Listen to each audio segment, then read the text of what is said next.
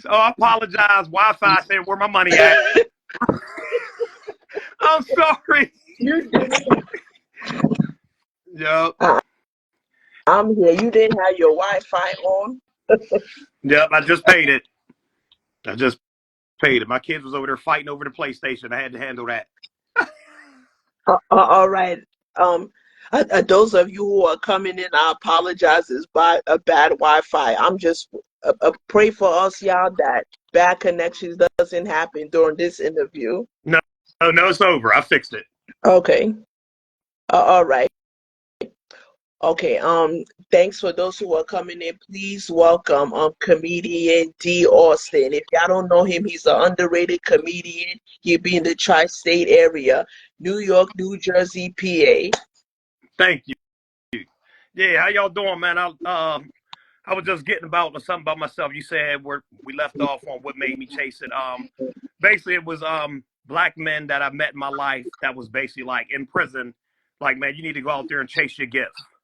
Mm-hmm. Like if there's anything you want to go out there and do to keep you out of jail, to keep you the funniest person we ever saw, go try stand up. And it took me a while to receive that, but once I received it, it was on. It was on. Yeah, because I grew up in the hood, and there'll be people cracking jokes left there, right? Especially them black people, they go we go hard when it comes to us cracking jokes. No, for real, for real, Hmm. and that's where the skills was developed. Because they used to call me 40 after the beer. My first nickname was 40, and I just had to ask dude like, man, why you call me 40? That ain't my name. He was like, dumb, dirty dickhead Donald. How was life in prison, and what was the reason of you being behind bars? Basically, I was average juvenile, wanted to be gang member. I can't say it was forced up on me, but that's where everybody was going with it. My friends went to it, and I went through it, and I ain't last long as a gang member though. As soon as I threw up a sign, I was in prison. Because when you think that you are big and bad, and you want to be a part of the gang member, like back in the day, that makes you cool. That you think that people would be afraid of you, but it would get you into a lot of trouble. Um, Through what I learned about it, it wasn't my mom's plans or my dad's plans for me, even though my dad wasn't really there, but we fall into it, and then certain individuals we get blessed enough to mature through it. Hmm. And once you start maturing through it, you understand it's like, okay, claiming a building that the white man owned and I'm sitting here dying about it is like it makes no sense at all. Because when you're younger, it's like you don't have that thought. Is that it's just not worth being in a gang. You're gonna receive a lot of charges. Get locked up. And people that you socializing that aren't in a gang, they're gonna put you in trouble. So when you get older, you realize that all of this just wasn't worth it. Yeah, and then when you start reading books, and I don't judge nobody because everybody, but when you start reading books, anything, we're the godly people. We're God people. So anything that's sin that black people do as a whole, it's going to be a horrible outcome. I don't care if it's crack, drugs. It's not meant for us.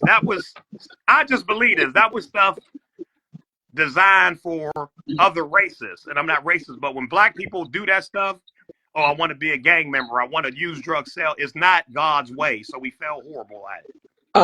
It's not God's way at all. It's under that hood mentality, but they choose.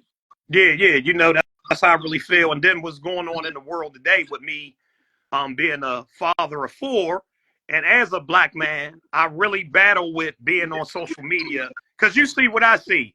That narrative of the black woman ain't this, the black man ain't that. I hate it. I hate it.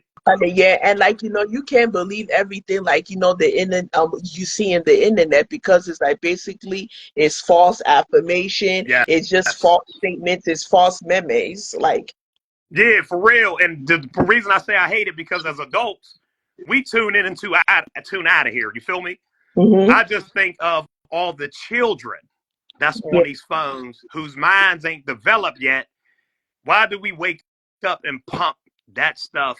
Because that really is a person behind that phone that has a social media account that's pumping that negativity into the world to our children. And I don't know what it's going to take to stop. But what's going on with black people now, unity is the only thing we should be talking about. It's really the only thing we should be talking about. It's they just get worse and worse and worse, and they put in a bad a bad name, when it comes to our ethnicity. When are we gonna do better? When are we gonna support one another, and I hate on one another just because you see that somebody is doing better than you. Encourage. It's And then when it comes to the black woman, I'm from the projects. We know how that. There was nothing that we wanted more than them black girls that was outside playing double dutch with their little legs shined up. You know what I mean? We wasn't getting them, but we wanted to be around that. The black man always loved the black woman. So stop it. Yeah, and exactly. I grew up in the projects too, and if you move different, it's if you don't wear your hair different, if you don't, they didn't rock those name brand clothes, it's they would just pick on you for no reason. They would not want to be your friend because it's you don't wear name brand clothes, and it's just a dumb idea. Is that you spending all that money on all those name brand clothes. It's it's just not worth it. It doesn't make you look cool. Yeah, and I apologize, and I ain't do nothing, but I bumped into some we all Africans, but these people was from Africa, born and raised, came over here, and they was downtown, right? And it was some kids, American black kids, picking on them. So when I walked past, I apologized to them, and I said, "Listen, I'm apologize because they've been beat with the slave belt, so they don't know no better." Yeah. They don't understand that we're all brothers and sisters and all. You know what I'm saying? Mm-hmm. Yeah. They don't know. So, and speaking of trending topics, false information on social media, what are your thoughts about this trending topic on Cat Williams? As a stand-up comedian, I've watched it at least 3 times, and when I watch stuff, I take the negative out. I really ain't stuck on the stealing jokes, the beef. What he said about you got to stay consistent. What he said about writing your own jokes. Yes. Going over your jokes to make them better. Don't plagiarize. Yeah, so with the grind, he gave up some jewels for any stand-up comedian to basically just focus on them stages and them people and your material. Mm-hmm. That's what And I it, told. yeah, Yeah, that's because I heard that Dave Chappelle was like it's like there was he was saying that Cat Williams stole his jokes, or Cat was saying he stole his jokes, and now and Mike Epps is shitting on him, saying that the name brand Fendi jacket that he was wearing is fake. yeah. I seen that. Hey, but I think at the level that I'm on, it's like anything you chase that you love a passion for. There is what he called bum comedians. And the way he broke down bum comedians, these are comedians that you don't even know. You're just on a show with them. They'll see that you talented. They'll see that you funny, but they don't want you. They feel like you would take their shine because comedy is like it's a battle sport for real, for real. And For yeah, it's like you need to be like a comedian 24/7, and when you get on stage, you have to like say your joke. You have to make sure that people are not laughing with you. The fans have to laugh with you. yeah, and that's the part. That's the reason why I love it. The reason why I love stand up comedy. First of all, it's a solo sport. Mm-hmm.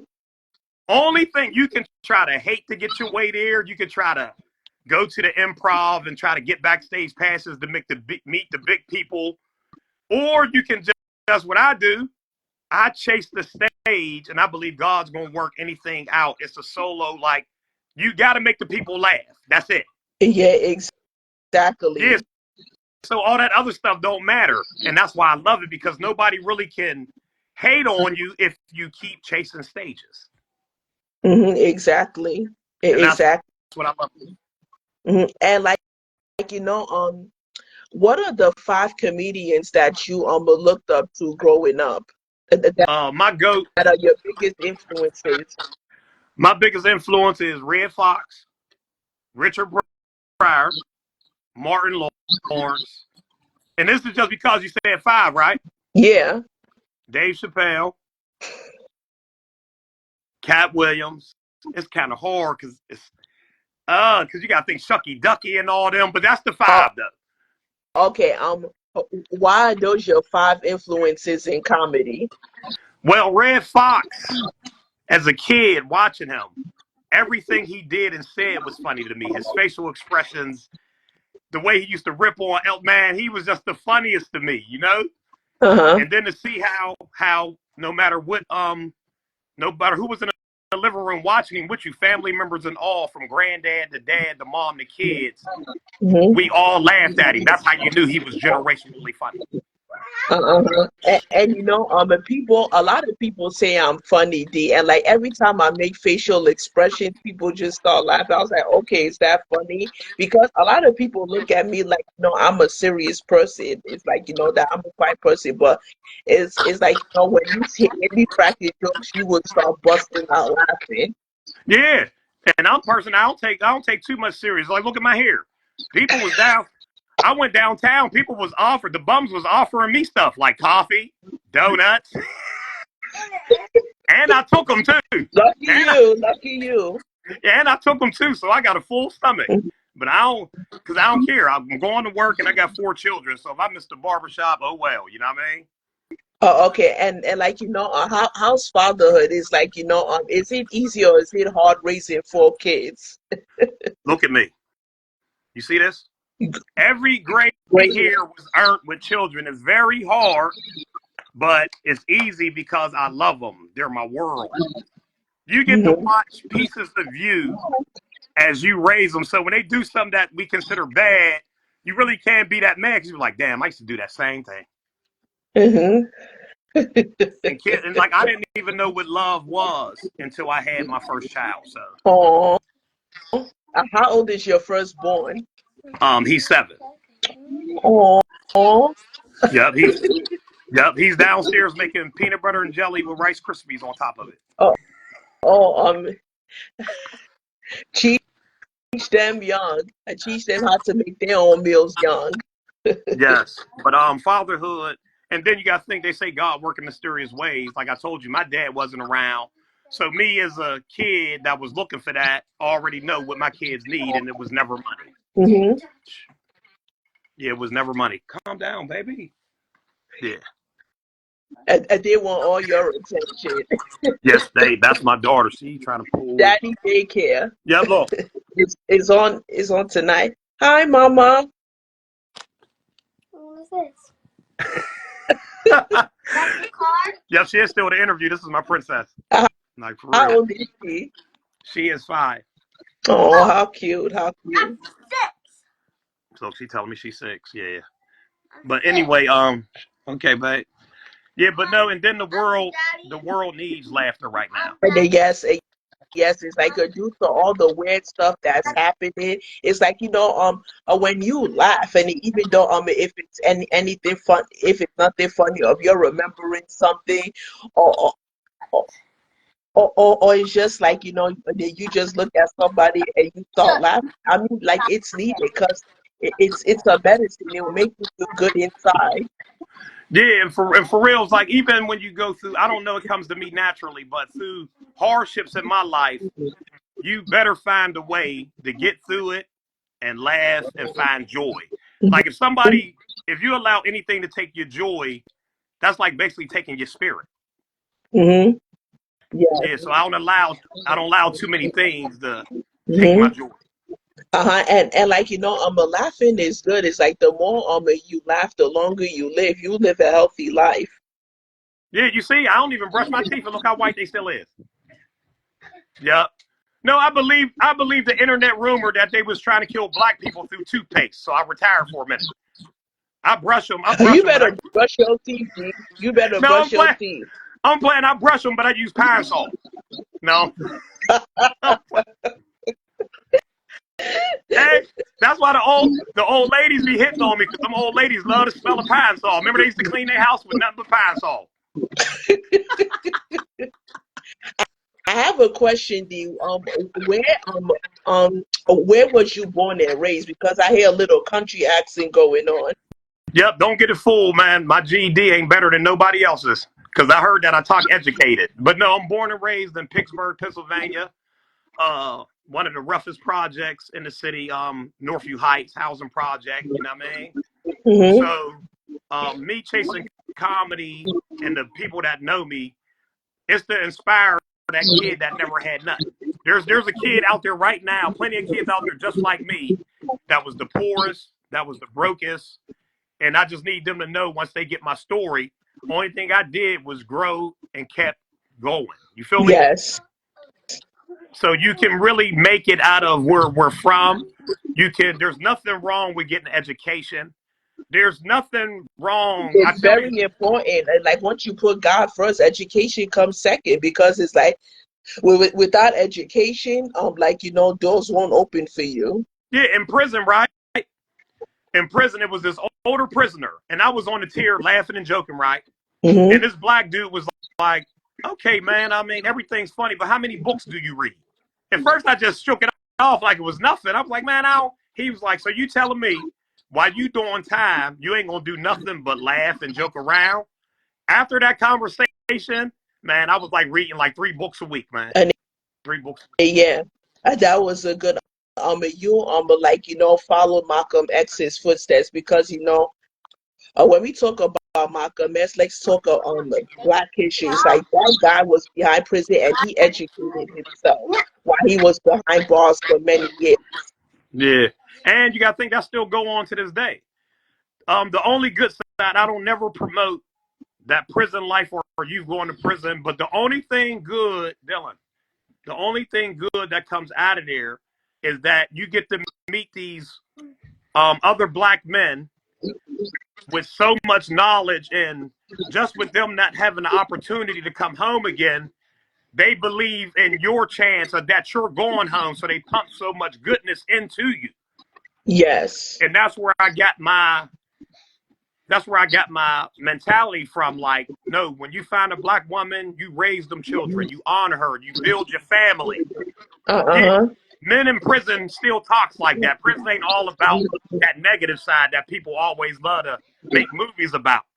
It's about that Yeah. positive side where them black men be like, boy, go home, get you a family, and go be what you need to be.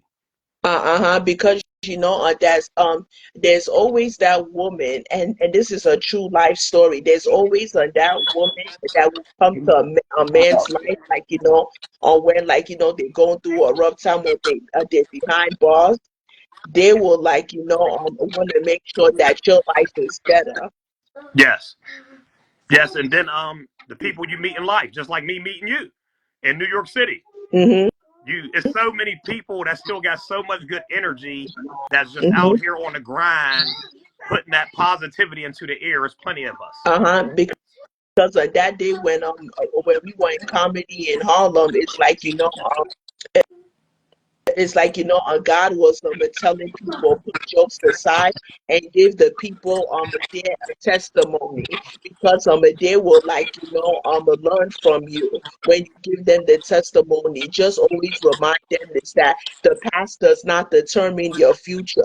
The No, past is a life lesson. The past is not a life prison. no, it's not. And evolving. Yeah, Even if you're in a chapter or whatever that chapter of life is, you always got to know that there's another chapter coming. Yeah, yeah, sometimes we crash in certain chapters, like if depression be there, yeah. or we in the hood about to make a bad decision. Just understand Uh-huh. hard times is just a chapter, and your good chapter of life might be the next one. Uh-huh. And let me tell you the truth about the hood, D. The hood is not how it used to be.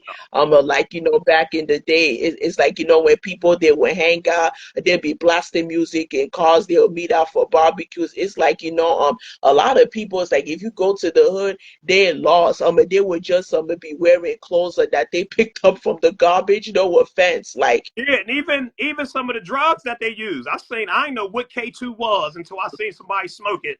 And this man smoked whatever this K2 is, and he ran in place for an hour and a half. He ran in place. I never seen nobody with the whole body language of like they're running, but they're not going nowhere. So the drugs out here now is real. It's real. uh-huh. And but speaking about running in place, I see that you did an impersonation of a NFL player. Who was that? Yeah, that was Troy Polamalu from the Steelers. And see, the easiest thing for me to do is stand up. The skits and social media is the part that I'm learning as a 44-year-old comedian.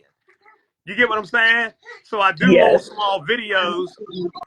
I don't know where it's going to go, but I'm like, make them funny because I know social media helps you get your name out there a little faster. yes. But don't never, let me go see down. Don't never forget. I'll never forget though that I'm a stand-up comedian though. And the just son keep on being consistent, and you will see that you will have your pictures on Google. You have a Wikipedia page. Yes. Hold up, look, I gotta go check on my son now. I'm sorry. He's No, but it's okay. We screaming. can still keep talking. Yeah, And we can still. of course. Yeah, and I will be back up in New York. Besides all that, I will be back up in New York. I think March. I didn't get a date yet. Hmm. I signed up for the auditions at the Showtime at the Apollo Theater. So I'm waiting on that call, and I get to roast Bill Cowher, the Hall of Fame coach from the Steelers, like coming up in April. Hmm. Okay. And how is it performing in different lounges and comedy clubs? How is it like? It's what do you get when you think to yourself before you stand in front of a live audience? What do you expect from the audience? See, I love it because it's like when you go from city to city chasing comedy, you're getting different cultures. You're Hmm. getting different. Yeah, because when I performed in Texas, I didn't even know that some of the jokes that I had, the language I was using, they was lost.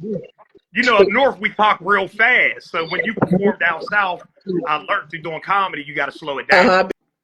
Because every people in different states are different. It's New York, it's when they see you they would just have a conversation with you, or give you a shout out by screaming, by touching you like this. But Texas is way different.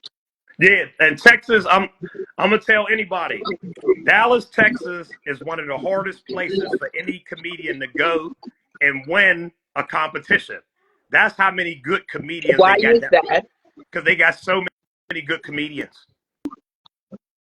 Texas underground, what we consider underground comedy in Dallas, Texas, they are very talented. And even in Pittsburgh, we got a lot of talent too, but I feel like up here it's more easy for me to win because it's like, I don't know, it's convenient. Like people get me, but in Texas, if you on a show and it's like 6 comedians from the underground scene in Texas, oh, it's gonna be a hard night for you. Wow. Because they bring it. They bring it. They funny as hell. Yeah. You had to like, constantly do rehearsals, for that because, you just got to be ready. Yeah, New York City is another. If you going to go perform in New York City, and I only performed there twice, you better know what you're doing because they're going to throw an apple at you.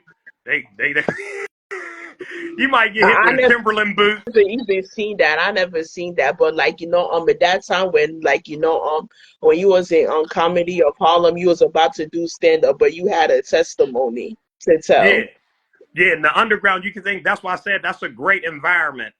But the underground scene, like local bars and all that, that's where, when I be saying underground comedians, that's where we perform at. And them crowds there, you got to think them is them tough crowds where they still be listening to music.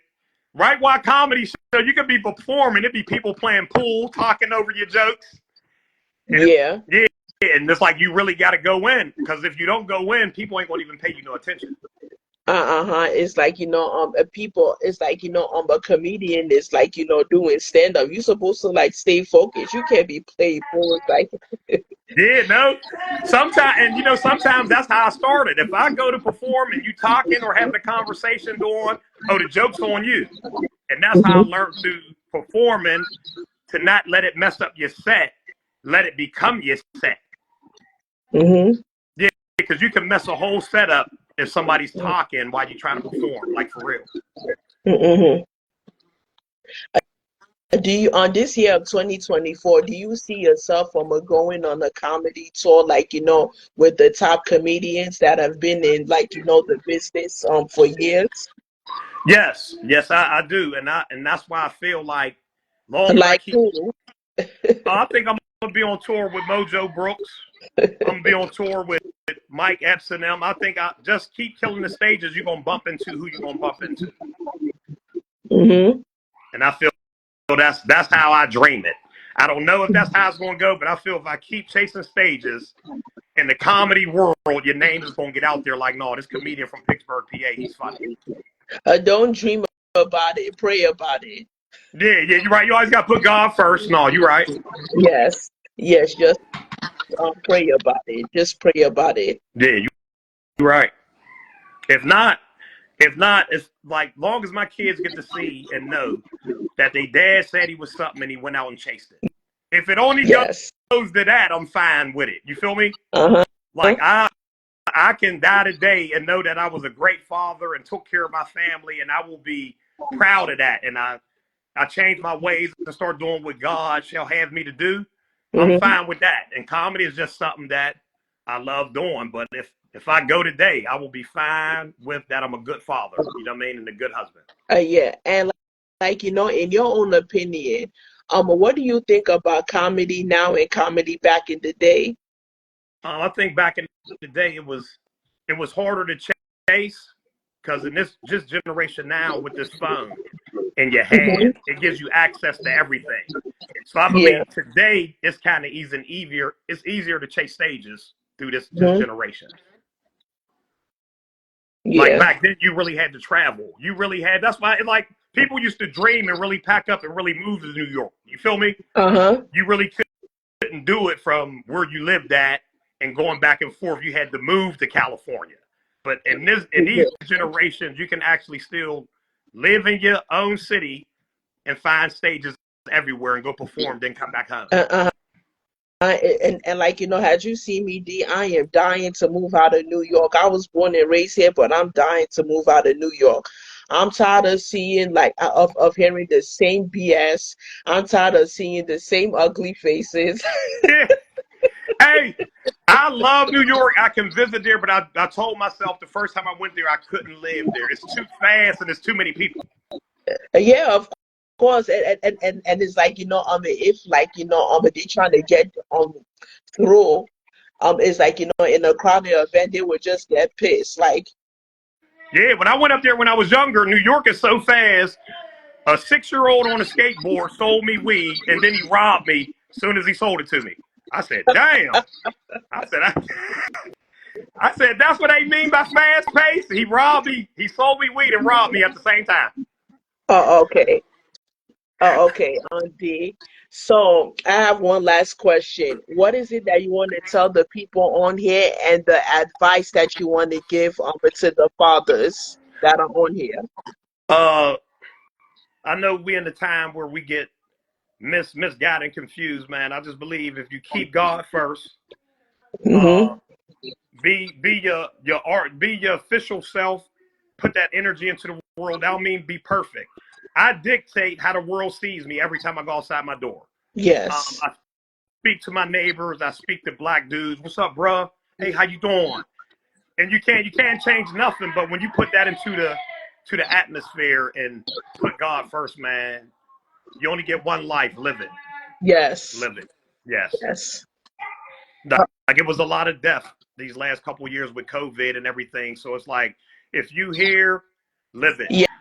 Live it. Yeah, and make sure, guys, make sure you continue to wear your mask and pay attention. Follow the directions of social distancing. COVID has not gone yet. Please pray for one another, and please encourage one another. Life is too short. Every day we're hearing that, like, a famous person in the entertainment business, in the music business, a close friend, a family member, a cousin, like, somebody who really means dearly to people is no longer around. Pray for one another, encourage on one another. No That's it. jealousy, no hatred allowed. Yeah, that's really it. Like in this, really, as humans, we have no power. God got all the power. We just sometimes think we do.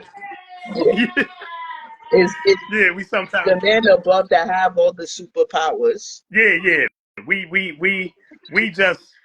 We're just pieces of him. We have no power for real, man. Mm-hmm. And you enjoy your night, and I love talking to you, and Yes. we will connect again. And thank you so much, D, for stopping by. It was more than a pleasure having you as a special guest. And please forgive me for not working, the Wi-Fi issue that had happened. We thank God. Look at God. Yeah. And I apologize. That was all my doing. But even me not having a haircut, it'll be better next time. You look fine. Okay, enjoy your night. God bless you too.